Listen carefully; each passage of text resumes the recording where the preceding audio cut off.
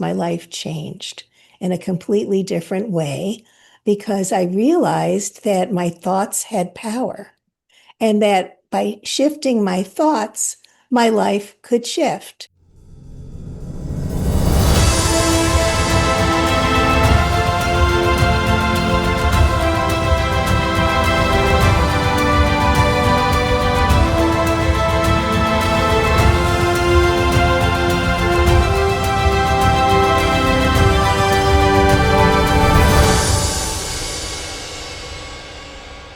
When life's visible and hidden battles make you doubt that peace, love, and full-on living are possible, We Win Within brings the proof.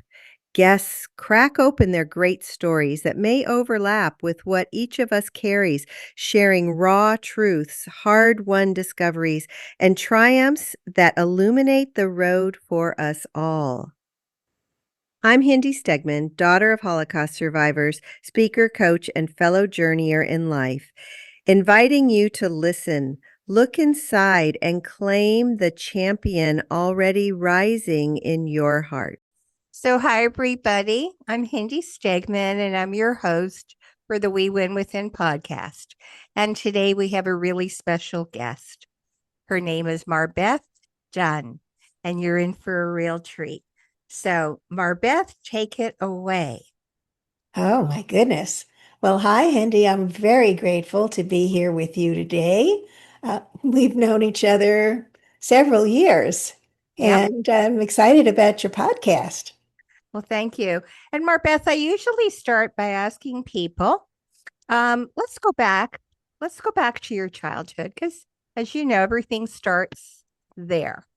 So tell us a little bit about yourself as a child. Where are you in birth order? And what was going on for you as a child?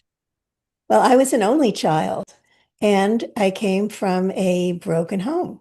My father basically deserted my mother when she was pregnant with me.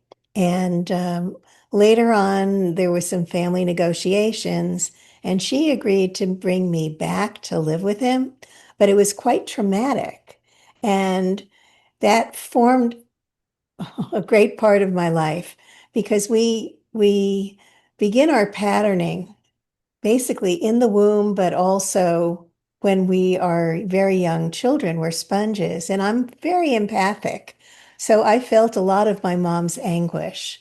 And it was a very difficult for her. And of course, I absorbed that. And and then when I was about 3, we moved in with my mom's parents and her siblings, and that was much more loving and very sweet. Um, but I carried that early trauma with me. And when you're so young, you don't even have words for it. And so it did color a large part of my life, which, and I believe that everything, it works out for our good.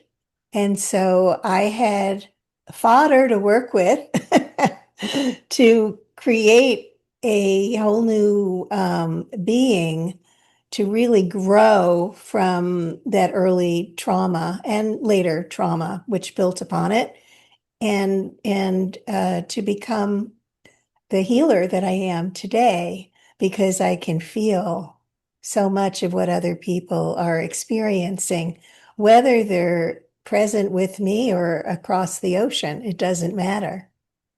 MarBeth, do you think as a child, um, you had that skill set, you want to call it a skill set, but didn't know or understand what you were feeling? What was that, when you were feeling unusual feelings or feelings about people? Did you have when you were very young as well? I was very sensitive to the atmosphere of people's homes. I could feel if there was discord there, I could feel the energy, but I didn't have a name for it. I didn't know what that was, if that makes sense. Yeah, no, absolutely. As I'm an empath also, and I I know. didn't have a clue. I didn't have a clue until years later that I was sensitive. And so I'm just curious, some people maybe you have that aha moment when you're younger, or you have to wait until you mature and then have a better understanding. It took many, many years, and I'm still learning about myself. And what I've learned also is that when we are very young children and experience trauma, we don't have the protection of our root chakra, that root energy center that's about protection, about safety. And and so if that's not strong enough, then we are susceptible to energy and it just goes into our other chakras without protection. And so we don't have strong boundaries and we don't have strong energetic boundaries. So we can take on other people's energy and we don't necessarily realize what's happening. So let me ask you something. As a young person, obviously you would have had experiences, many life experiences. And as an adult, sometimes you're asked to describe your childhood, like I just asked you. I can talk about concepts. I don't remember details of my childhood at all. Yeah, I understand. I have I have specific visual memories. And if I go back, I can remember, where I slept in my grandparents' apartment, sharing a bedroom with my mom and my aunt. I can remember, I had a, very strong connection with one of my uncles. And, from a very young age, we were very connected. We're still connected, and he's going to be 97. Oh, that's so beautiful. That's so beautiful. So Yeah. take us on the path. You were now how old? Or where are we going from there? Where are we going? Well, I can talk about, I would move into my 20s. After I graduated from my master's degree program, I met my husband, the former husband, and we went off to Haiti to buy a sailboat, which we never did, but ended up living on a mountaintop in Haiti, very isolated for about 7 years. Left for a couple of years, went back, and in the process, I had an amazing spiritual awakening, and I had a couple of daughters, and I started to grow into myself. I had the realization one morning. I had very severe asthma at this point when I moved to Haiti, and I had a very strong sense that it was something that was emotionally caused. And so I went on a search. I was searching, you know, um, just really needing to have that cure and knowing that if I explored what was going on with me, that there was a healing that was going to happen. So I came from this very strong, I need this perspective. And I studied the I Ching, the Chinese Book of Changes, Buddhist chanting, where you chant for what you desire and you receive it or lose your desire for it. I also learned eidetics and Dianetics, early Scientology. And I wasn't really involved with them because I was living up on the mountaintop in Haiti.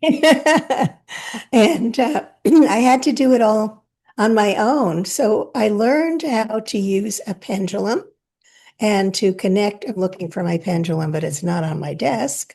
I have Um, one. It's always on my desk.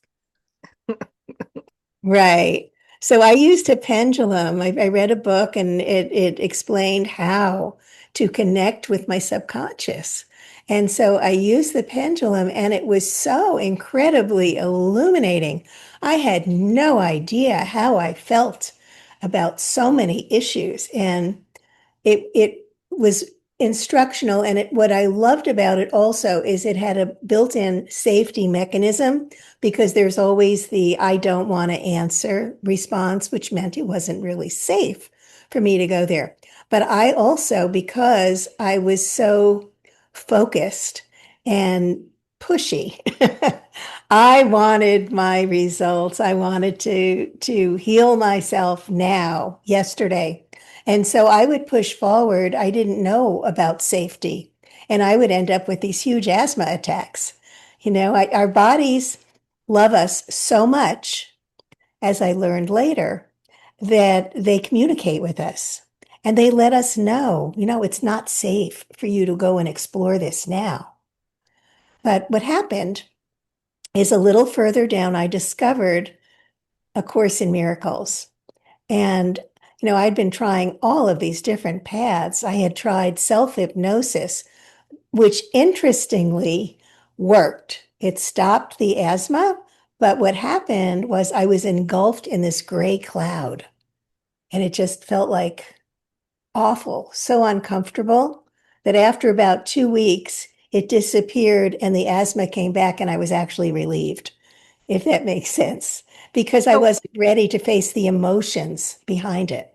just for going back for a second, all these different modalities that you learned and tried on yourself, you didn't do it with a teacher, you did it through books or Hmm. sitting on the Books. mountaintop in Haiti? Yes, I was isolated. I also, Really? yeah, I learned autogenic training, which was a way to relax because I was in a constant state of panic. I was in a constant state of anxiety. And so the only thing that helped relax me was meditating to, I guess, guided meditations, autogenic training, which is a type of self-hypnosis, and also painting and sketching, which I did from early in the morning and using a kerosene lantern till late at night. So, yeah, it was very intense. And Now, it were was, you an arts major? Is that what you mhm. got your master's in? No, I majored in art. I minored in religion and philosophy. And I got a master's of education. And to be a it was college student personnel services, so I could be like a dean of students or something like that. I So I'm interned with really, international students. I'm so intrigued, Marbeth. I know so many people that have been on a path for healing or self-awareness or and they take one course and another course and they're working with therapists and teachers and years and they still don't only go a little ways, and you did this on your own. That is just, to me, mind-boggling to me. Well, I will say that when I discovered the Course in Miracles, my life changed in a completely different way because I realized that my thoughts had power and that by shifting my thoughts, my life could shift. I also learned that I was able to align with the Holy Spirit, with spirit, by being peaceful and coming into a state of gratitude. And so I was in a very high place at that point. And even though I had still, a lot of the patterns that had not been resolved, I was flying above them and manifesting everything that I needed. And Haiti was in a crazy state at this point. We had probably about 6 or 7 coups d'etats. I don't remember exactly. I don't know if you heard about Baby Doc, but Yes. he was overthrown, and I was there. We were lived out in the suburbs, away from the city. But still, it's you get terrible news in the States. My family was frantic, thinking I was in horrible danger, which I wasn't. And So, but my business basically died. And yet at that point, I was in such a high state of trust, trusting that I was being supported, trusting that I was being carried, and knowing that I was safe, that manifestations happened. People showed up from France to buy my color note cards. And they said, look, we don't need them to be exclusive, but print them extra for yourself. So I did. I had the first color note cards printed in Haiti. And that was a sizable commission. We were able to travel to Omega Institute and do a training there because of this. People showed up and my life was, I just felt so supported. It was just really a beautiful state. And I haven't experienced that degree of it since then, but I can go back and revisit it. And I do feel that I'm very supported. And I do feel that everything goes perfectly for me at this So point. during that time, was your husband into the same things that you were in? Did he understand what was you were doing? Did you do it together, or were you A on little this bit, path a little bit. alone? It wasn't his thing. It wasn't his thing. So, yeah, he was supportive to a degree, but it was basically something that I did on my own. So, but when we left Haiti, and actually when I left the marriage, then I started to explore, different techniques to release limiting beliefs, self-limiting beliefs, like the emotional freedom technique, which also helps release old trauma and emotional upset. My And I've, net is frozen. oh, am I frozen now? I think it was me. Go ahead. Repeat what you Okay, just said. right. So I learned after I left the husband, I started training and I became a Reiki master. And I learned about energy, and the whole world opened up to me about this whole other dimension I didn't know existed. And it was just so powerful. And that I was guided for that. And then I studied the emotional freedom technique to help myself and ultimately my clients to release um, trauma, emotional distress, limiting beliefs. It's really such an amazing, powerful tool. And I studied and became a uh, Kundalini yoga instructor. I became a matrix energetics practitioner. I've studied to many degrees quantum touch. I mean, I've explored and learned a lot of different modalities, pranic healing, you name it, I've probably studied it. I But think what's interesting, I'm sorry, go ahead. I was going to say, I think I've been on that journey with you. It's just different time and places. Yes, yes. It's really been such an interesting journey. And Um, what's really interesting is that once we start to travel in these other realms and learn these other techniques and modalities and grow and move into our own power because they are empowering and I can help other people do it. As an empath, it's I guess a double whammy because I feel other people's issues in my body. And that has actually turned into a healing technique for me. I call intuitive energy mastery.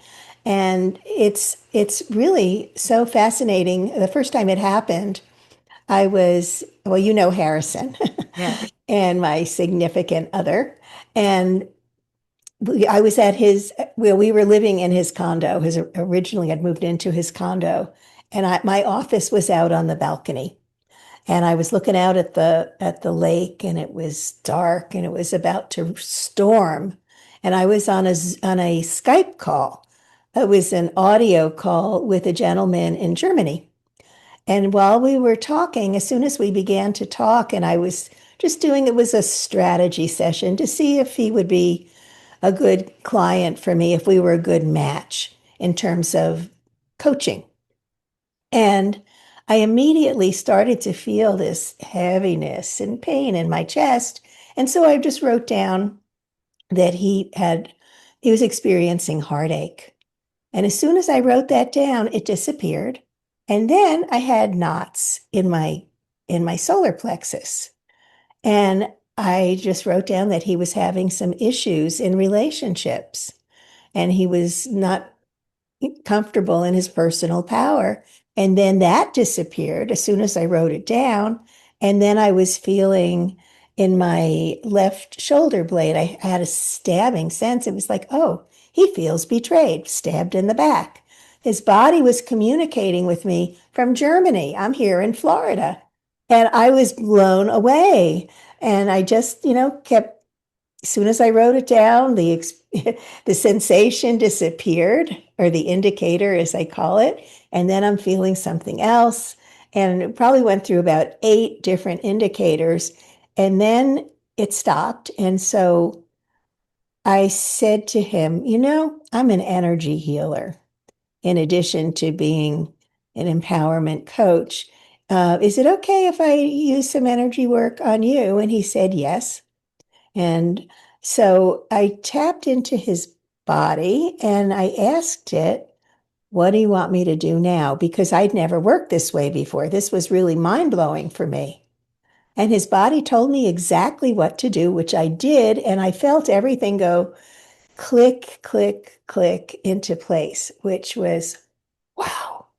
And I just didn't know what to do at that point. I was so blown away. But that basically became my intuitive energy mastery. And it's really wonderful to be able to work collaboratively with people who don't understand. They may not even know that they're feeling anything. They don't know what emotions are going on in their bodies. They don't know that they're just not in touch. And so to be able to have that gift has just been really a miracle. I understand because when it started for me, I had no idea. Also, it's out of the blue, and yeah. And a lot of times, though, I'm wondering when people come to you, do they have to be open, MarBeth, to what you're going to tell them? Do they have to be open to understanding about energies, or does it work even if they don't? That's a great question. And you can block it. You can block it by just, like I know this is not something I want and I'm not going to do it. So I'm pretty clear with people about who I am and what I do. And, you know, I, but sometimes like I remember several years ago, I was actually at dinner with my uncle and some friends. And a gentleman walked in and he was just limping. He couldn't stand up. And I don't remember how it happened. I think my uncle said, hey, can my niece help you? And I did. And I mean, he left. He was walking upright. He was feeling good. And so that was pretty amazing. But he didn't know who I was, from Adam. But some people are open, some people are not. And, I find I like to have permission from somebody before I work with them. I find that that really helps the process. So today we're living in a world with such heavy, chaotic energy. There's so much going on, right? Yeah, And I find that people don't even know or well, forget about understanding. They don't even realize what's happening with their nervous system and their whole energy field, right?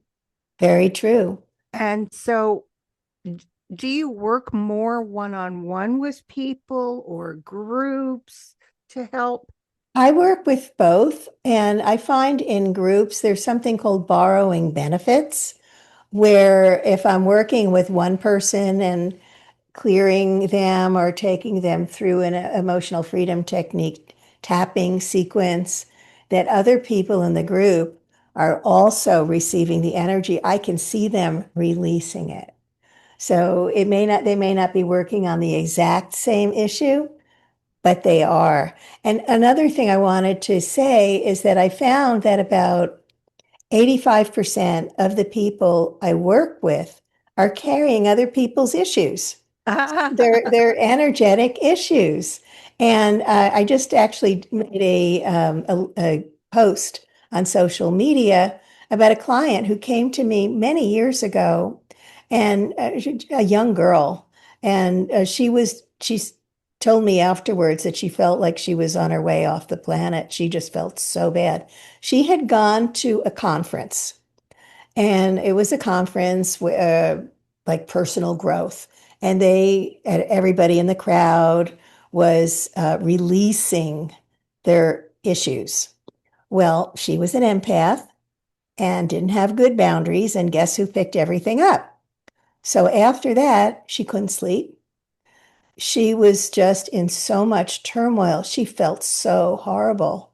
And so when she came to me, and I want to just address a couple of issues here, because many people who have these self-growth conferences don't know that you need to set up protection in the room for people who are releasing, so that their issues, their energy, that stagnant or negative energy has somewhere to go and not jump on, some poor victim, you know.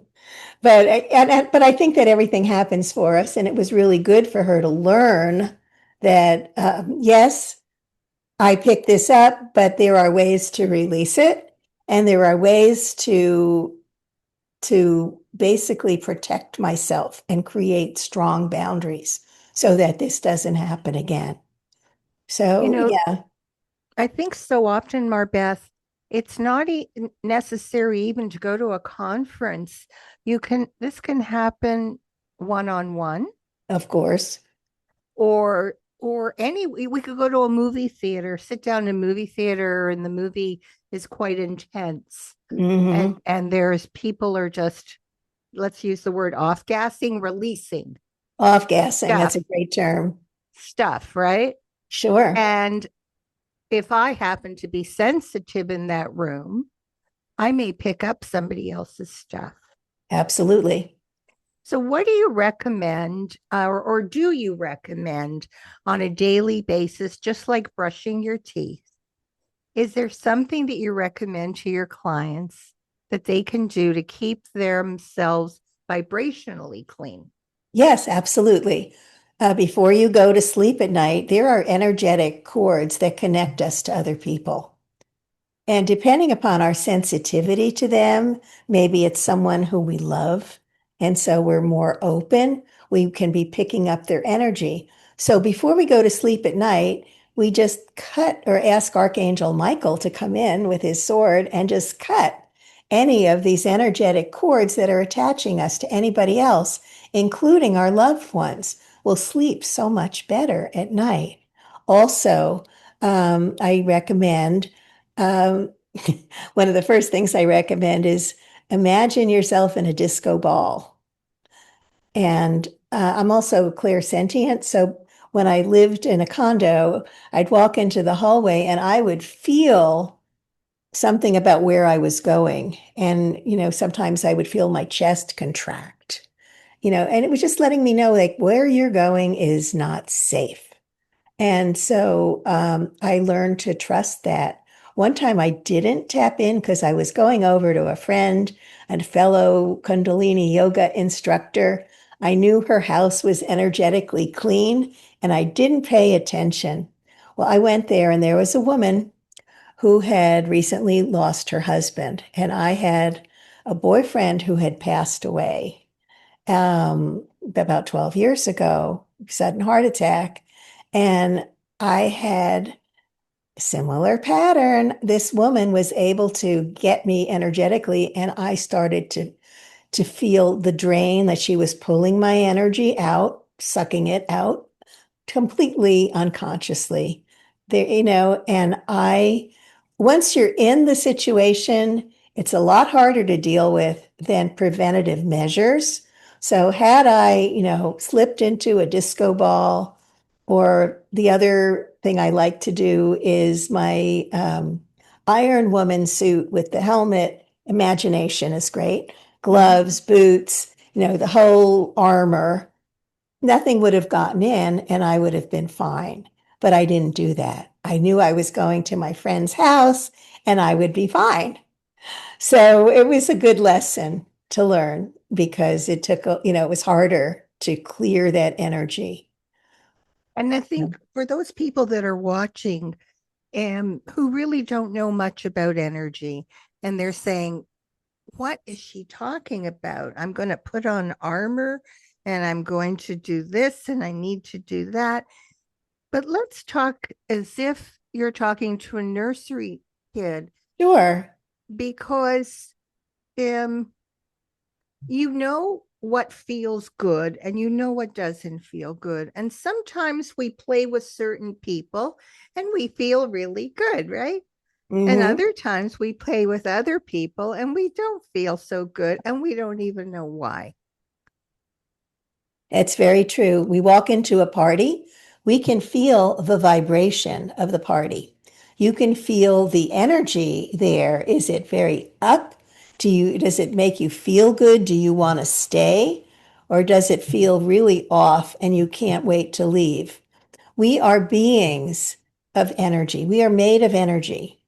We just look like we're solid, but we're made of atoms. And I know the studies of atoms has changed over the years, but one thing is very clear. There is a lot of space in every atom. And there are particles in there in the space of the atom. This space is energy. And if you took all of the matter in your body and condensed it, it would be about the size of an apple seed. So we are basically energy, which is amazing potential. And we are patterns of light and information, according to one of my teachers. And I think that's really amazing.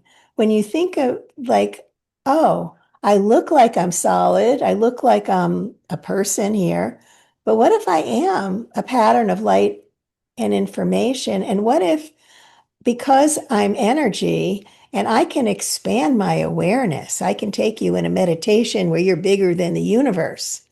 That energy can entwine with the energy of other people. And for me, I don't even have to be in the same vicinity that they are because of quantum entanglement, which happens to be a quantum principle. I can be entangled with somebody, and feel their issues, even if they're in Hong Kong, which has happened, or New Zealand or Australia. It doesn't matter because we are energy. And so, because we don't necessarily have boundaries that are going to keep other people's problematic energy out of our energy system, if we can imagination is very powerful, that we are in a disco ball and that any energy except love is being reflected out, it protects us and keeps our boundaries solid and helps us to feel really good about ourselves. Well, that's great information. And as you were speaking, I'm visualizing today the majority of us are sitting in front of Zoom. Right. And on that Zoom, there are, could be 10 people, could be 200 people. Sure. And what you're saying is what you're saying. Me sitting in front of that Zoom, I'm going to possibly absorb the energy from some of the people that are on the Zoom with me. Absolutely. And now the Zoom's over, and I don't, all of a sudden, I'm so tired. Like I'm just so exhausted, and I don't know why. Yeah. That is why. Because that is the quantum entanglement. We don't have to be in the same room with somebody or, in a crowd of people to have this happen. So Yeah, what there are do you things, recommend for people in that case? Like they're not calling MarBeth, hey, can you clear me? And they're sure. not coming, So let's give them a few little tidbits. If you are in that situation where you finish watching your Zoom or you've gone to a party, whatever, and you just feel off, what can Yeah. you do? Well, the first thing I would do would be to ask, did I pick up somebody else's stuff? That's the technical term, stuff. Okay. And if I heard, see, I ask a lot, and so I get answers, but you may not. So, just assume that maybe you picked something up from Right. Let's someone. assume. So I assume. Okay. So one of the things that I learned, right, this first time this happened to me, I was studying to become a Reiki master, and a friend had asked me to cover for her at a spa on Miami Beach. And so I went there and I introduced myself to everyone there, and the massage therapist hugged me. Well, the next morning, I woke up with a headache. I don't get headaches. And I went back, and it didn't feel like me. So I went back over my day, and when I got to the massage therapist and her hugging me, I felt this click into place. It was like, oh, it's hers. So what I did instinctively, and I find this works, it's just I imagine myself taking that energy and pushing it out of my body with my hands, just pushing it out and sending her love and peace. And that's all I did. And I immediately felt a lot better. Taking a shower and visualizing that any yuck, anything that I might have picked up that isn't mine, just go down the drain. That's a great one. I like that. Yeah, there's so many ways that you can do that, but I like that, just being able to just push it out. Also, to send love and peace to whoever is experiencing that, because, I just bless them because they don't know what they're doing. They're not No. deliberately giving you their yuck. Well, that's the thing. I think so often we don't realize that, you know, when somebody is, I'll use the word off gassing again. And by the same token, if we come and we are coming with our heart with people and we're open without realizing, and the expression, they just zap my energy. I don't know. My energy was a zap or their I'll tell you. energy vampire. This Yeah, I'll tell you, happens. it Go ahead. happens. And even Harrison, had had heart surgery, about 12 years ago. And he was he was like, "Oh, I'm healing so quickly. I'm just blown away. I'm just healing so well." I was going down the tubes because unbeknownst to both of us, he was using my energy to heal so dramatically. And when I realized like, "Oh, he's sucking my energy." And I'm like, "This is not going to happen." So I immediately cut the energetic cords between us. And I just said, "You got to do this on your own." And he immediately crashed. And then he got better on his own. But I didn't have to lose my energy in order to do that. So if you're a caregiver, you need to be aware of that because, so many of us are so heart-centered. Yeah. We love people. We want to help them. So you have to be careful. That's why I said cut those cords at night before you go to sleep. People will reattach. That's what they do. But you don't have to give your energy. You don't have to do that. Energy healing is not about using your own energy. It's about channeling. You're like a garden hose. The energy goes through you and out to them. You don't have to give your own energy because it's incredibly draining.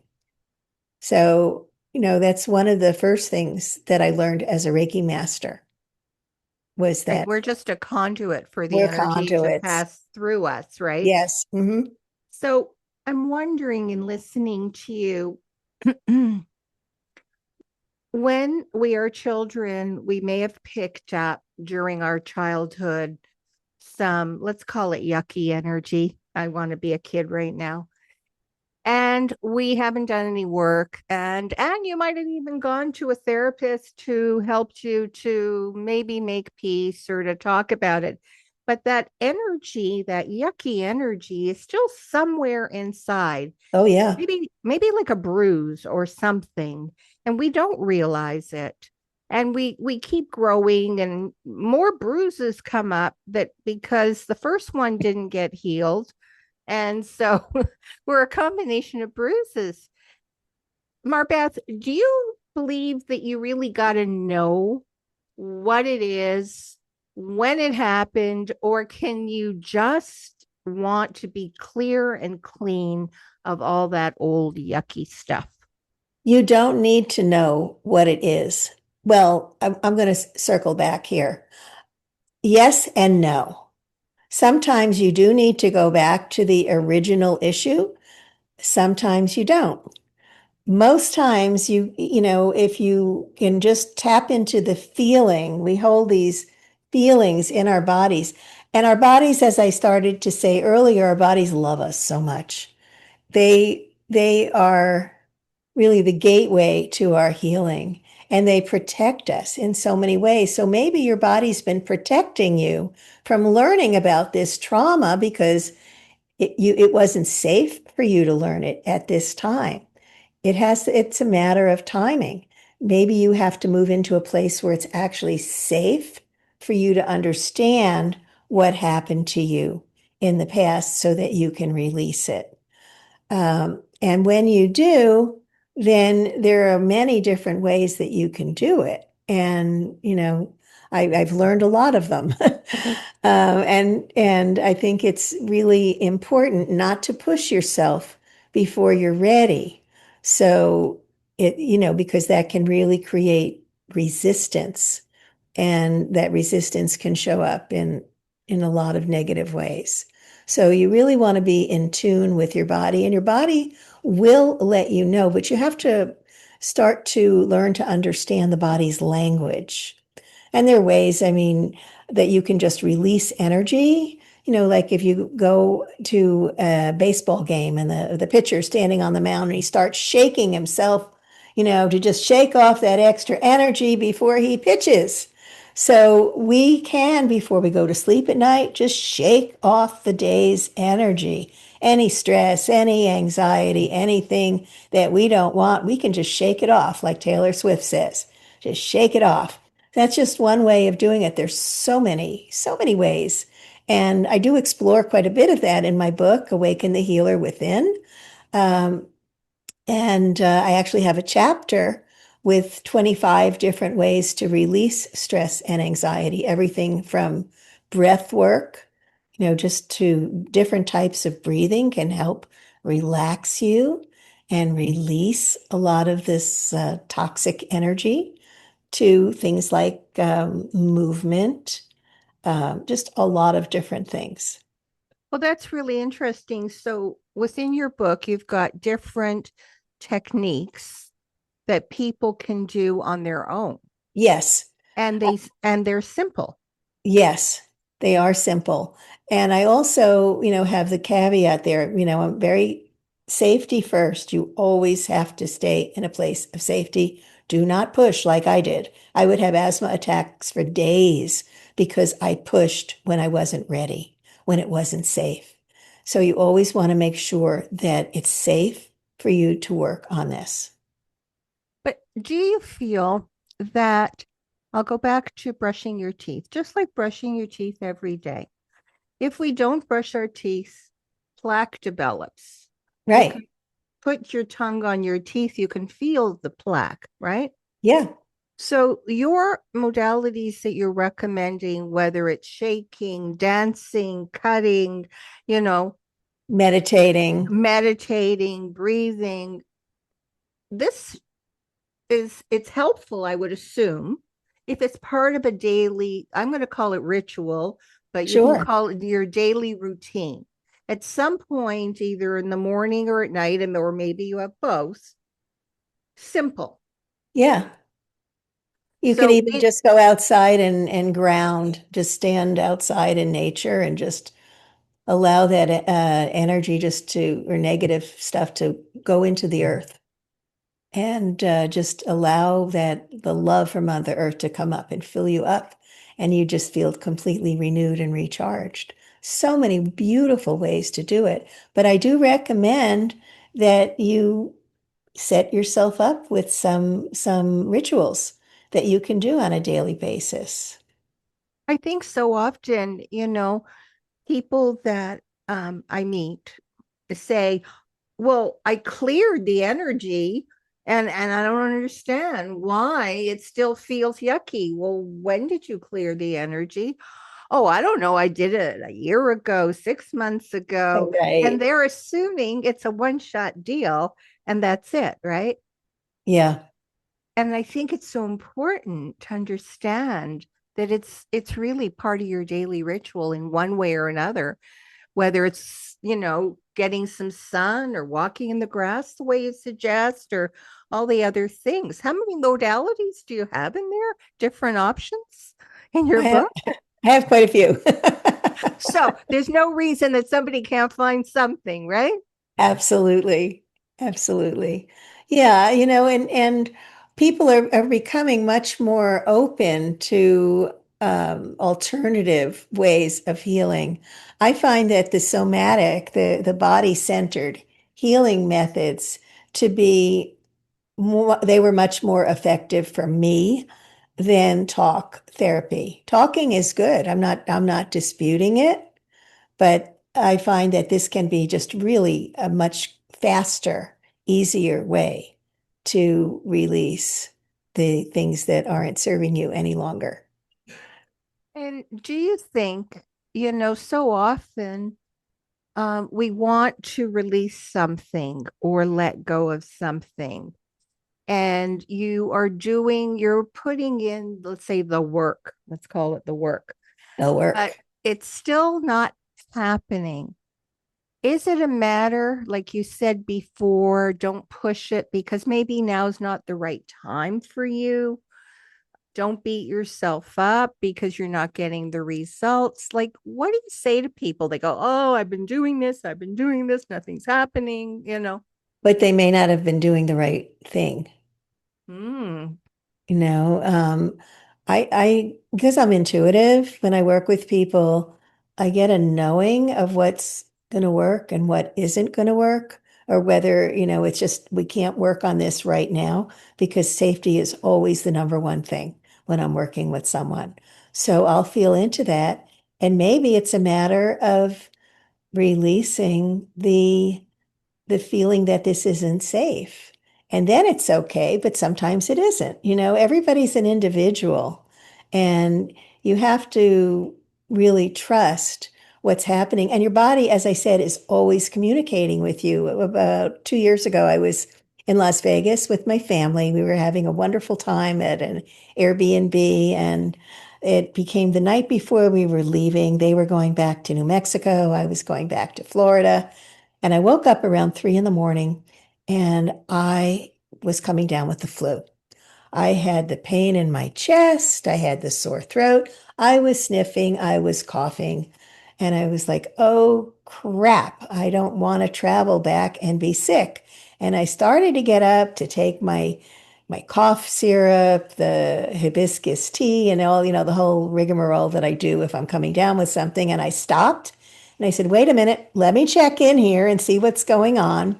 And I asked my body, said, I just basically said, this is physical. And I got to know, this is not physical. This is emotional. Yes. So I realized, that this was heartbreak. This was sadness. This was grief in my chest. And so I sat back down in bed and I tuned into this feeling and I just surrounded it with love. And I just sat there and it dissolved in my chest. The feeling wanted to be acknowledged. My body was communicating with me. And, what a beautiful thing. And I almost didn't, in the past, I have not understood that communication. But when I did, it was like, oh, I got emotions here that need to be processed. And so when I processed them, I went back to sleep. I never got sick. I was absolutely fine. And the next morning, I shared the experience with my family. We're all feeling sad. But in the past, I would have repressed the feelings.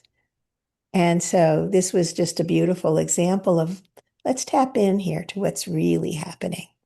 Is this really what's happening, or is there something else going on?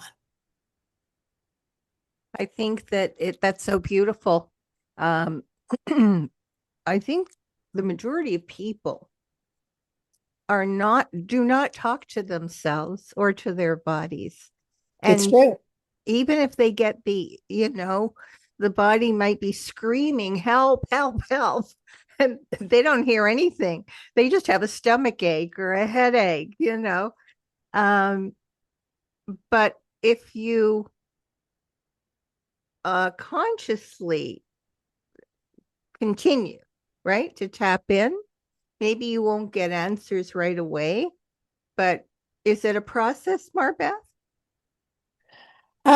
It is a process. It's definitely a learning process because, when you learn a new language, you don't speak it instantly. It takes time to learn it and learn the subtleties and the intonations. And even after doing this for so long, I almost slipped into, oh my gosh, I'm getting sick. And I would have gotten sick. Yeah. That's the irony. I would have gotten sick. But I wasn't sick. It was my body talking to me, messaging me, so how amazing is that, right? Oh, unbelievable. I'm making a note here. Body talking. And the word that keeps coming up for me that you repeated numerous times is safety. Yes. I think Very, very sometimes important. I don't pay attention to safety. I just go right into it. Yes. And No, it's crucial we're making a note of safety. Very important. because if So, your body doesn't feel safe, it's going to create resistance and you won't get what you want.